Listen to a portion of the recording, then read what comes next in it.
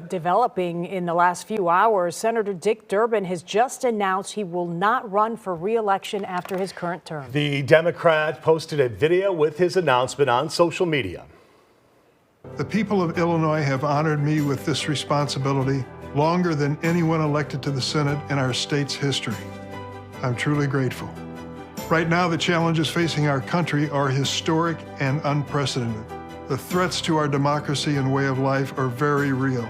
And I can assure you, I'll do everything in my power to fight for Illinois and the future of our country every day of my remaining time in the Senate. I've given over half of my life. And the 80-year-old was first elected to the U.S. House in 1982. Right now, he is the ranking member of the Senate Judiciary Committee and sits on the Appropriations as well as Agriculture Committees. Joining us now to discuss more on this topic is our political analyst, Paul Lisnek. Hello to you, Paul.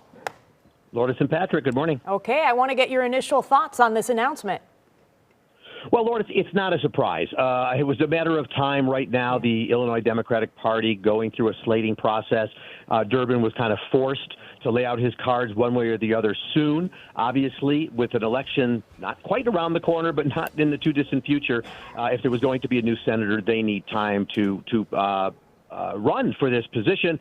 So not a surprise. I think Durbin, and probably some pressure from his wife, Loretta, to call it a day after a very long career. Mm-hmm. Paul, in addition to being a close ally to former President Barack Obama and helping him along the way, how will Dick Durbin be remembered?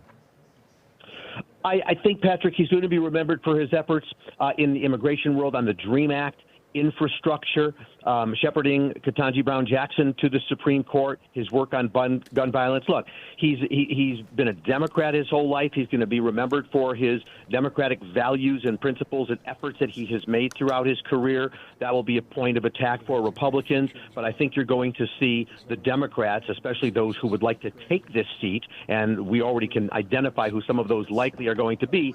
They will talk about their reverence for Dick Durbin and thank him for his service. One of those people, by the way, Congressman Raja Krishnamurthy, already out with a statement of thanks, noting, as he does in his statement, from one downstate Democrat to another. Well, isn't that a phrase that might say, I'm interested in the seat? There will be others. Quite a career he's had. Okay, so I want to talk about some of these potential candidates for that seat. You mentioned Krishnamurthy, but who are some of the others?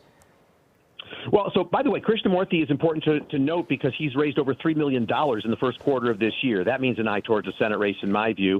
Expect Lauren Underwood to be looking at this. She was on my political report show last weekend. I pushed her on that. She was a bit coy about it, saying, love Senator Durbin. Let's see what he does.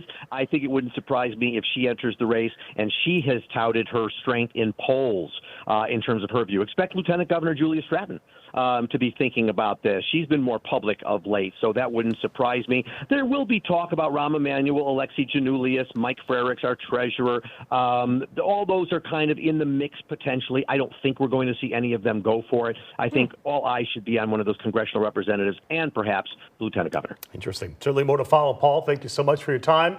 You can catch Paul every Sunday at 9 a.m. for WGM Political Report.